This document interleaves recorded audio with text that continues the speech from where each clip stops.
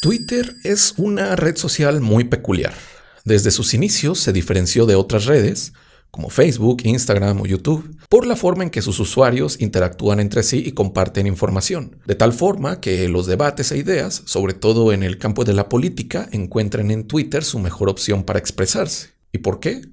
Para eso hay que comprender la peculiaridad del tweet y de las tendencias en esta red.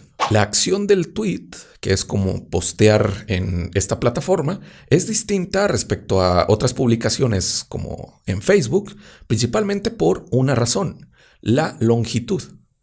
Cierto número de caracteres son el límite de un tweet, haciendo que la interacción entre usuarios se reduzca a pocas palabras. Después, además del texto, la plataforma permitió agregar imágenes o videos, pero también limitados en número y en duración. Esto porque la finalidad del feed de Twitter es que veas una enorme variedad de temas e información en poco tiempo, estando el tweet destinado a verse en pantalla durante algunos segundos. Los hashtags, las palabritas precedidas por un signo de número, sirven a su vez de enlace entre estos numerosos tweets. Si hay un grupo de usuarios hablando sobre un mismo tema, por ejemplo, un terremoto, utilizan el hashtag terremoto para que la plataforma se entere de que mucha gente al mismo tiempo está hablando del tema y de esta forma este tema se convierte en tendencia. Las tendencias tienen su propia pestaña en la página de Twitter y esto permite el mayor distintivo de esta red: la inmediatez de la información. Los usuarios no entran a Twitter a saber qué pasó la década pasada, ni siquiera la semana pasada, sino hoy, hace 5 horas o incluso hace 5 minutos. Si tú te metes a una tendencia en Twitter, encuentras tweets recientes y relevantes sobre un tema. Si actualizas esta tendencia, a los pocos segundos te aparecen nuevos tweets. Encuentras lo que la gente está escribiendo al momento sobre ese tema. Hay una inmediatez en el acceso de la información, la cual puede ser desde sobre lo que pasó en tu ciudad hasta lo que pasó en un pueblo de Japón. Abarca todo el mundo. ¿Por qué explico todo esto? Bueno, en primera, por si no sabías cómo funcionaba Twitter y qué era, pero también porque este carácter de inmediatez de Twitter, frente a otras redes con una exposición de información mucho más controlada y lenta, ha hecho que esta red social se convierta en enemiga de los llamados medios convencionales o tradicionales de comunicación: periódicos, editoriales, radio, televisión, etc. Y este hecho nos ayudará a responder la pregunta central de este video. ¿Nos beneficia de alguna manera la desaparición de Twitter? Tras los últimos años de toxicidad de la plataforma y de tantos cambios, ¿es bueno que se extinga? La desaparición de Twitter nace como posibilidad tras su compra por Elon Musk, multimillonario que obtuvo su riqueza gracias a su esfuerzo, su intelecto y también un poquito gracias a nacer en una familia rica dedicada a la explotación de la minería en África. Musk ha hecho cambios en Twitter desde que lo compró, los cuales han sido tan bien recibidos y han mejorado tanto la plataforma que sus más grandes anunciantes han decidido retirarse de ella, varios de sus trabajadores han sido despedidos sin la liquidación que por ley les correspondía y otros han renunciado por las exigencias del filántropo millonario. Junto a esto, las fallas en la red se han multiplicado exponencialmente ante la falta de personal que garantice su estabilidad. Dudo mucho que termine colapsando Twitter, pero lo cierto es que hoy es una red social extremadamente tóxica y de ella, como dije en otro video, me di de baja en favor de mi salud mental, lo cual quizás te haga pensar que mi posición respecto a la pregunta central de este video es la de que la desaparición de Twitter será motivo de celebrar para mí con una caguamita.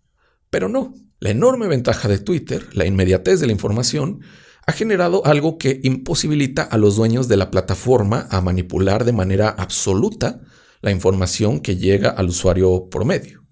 Los tweets son tantos y tan constantes que ni el mejor algoritmo podría evitar la viralidad de la información que tenga el sello de interés público, como la represión de una manifestación, un desastre natural o la promulgación de una ley abusiva. Esto hace no solo que la censura sea muy difícil, entendiendo por censura la presión de uno o varios poderes para callar información que los afecte, sino también para transformar la forma en que nos enfrentábamos con la información de los medios convencionales de comunicación. Antes, el papel del espectador era pasivo frente a la televisión.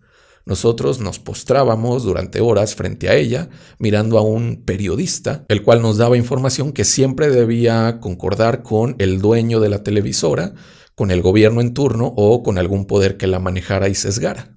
Muchos critican a Twitter y a las redes sociales en general por ser una fuente de fake news y de desinformación, que sí lo son, pero no en mayor medida que una televisora o un periódico. Twitter ha sido esencial en la última década para desenmascarar a las televisoras, a las estaciones de radio, a los periódicos y a las editoriales. Gracias a que todos podemos evidenciar con nuestro teléfono, a pie de calle, si lo que dicen Televisa, el Universal, el Reforma o el Washington Post es o no cierto. Los medios convencionales han sido y siguen siendo evidenciados en su promoción de noticias falsas o sesgadas, guiadas normalmente por los intereses económicos del dueño del medio.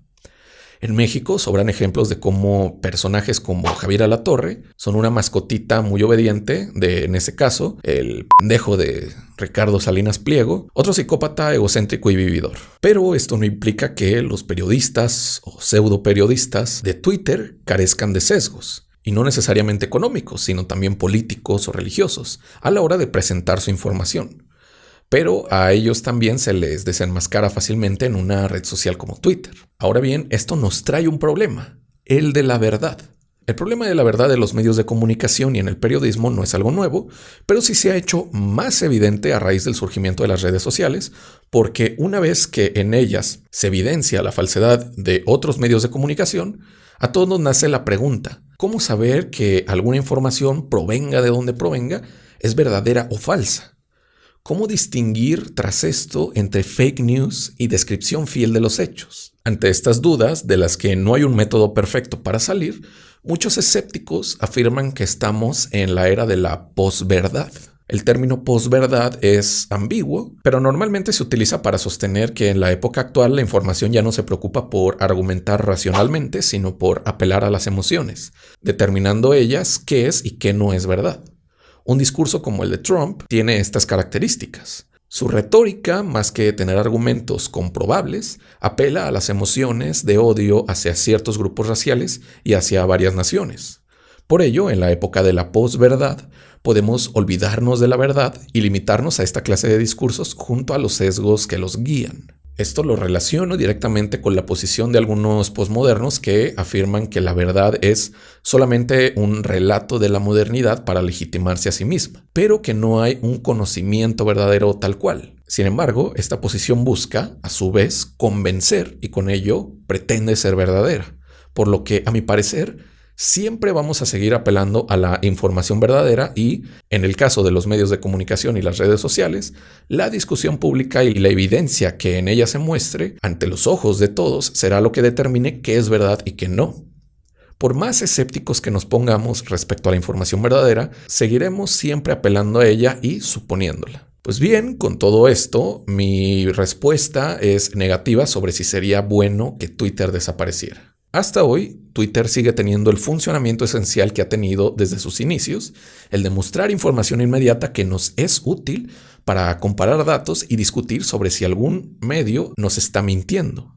Twitter es un espacio, sí, lleno hoy de toxicidad, pero con la esencial posibilidad de hacer viral y evidenciar sucesos de los que debemos enterarnos.